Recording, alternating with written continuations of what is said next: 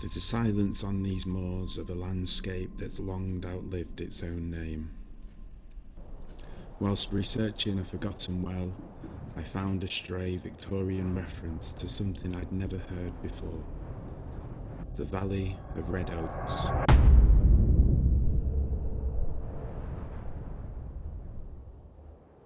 The Valley of Red Oaks.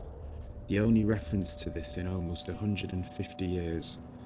It's as if it no longer exists.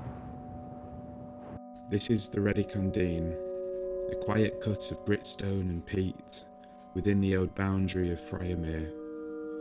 To many it stands as another valley, but its name stands as evidence to a much older past. This valley holds a deep time. Archaeological records show clusters of Mesolithic activity here, flint findings in their hundreds, and suggestions of temporary camps hint to a life long lived on the edge of the uplands.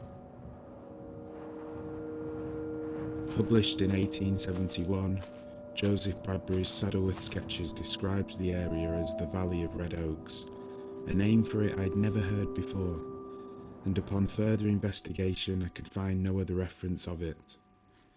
I began to think that it was nothing more than a romantic nickname, perhaps only known amongst local ramblers, but as I went looking for the oldest spellings, I found the name listed in early medieval records.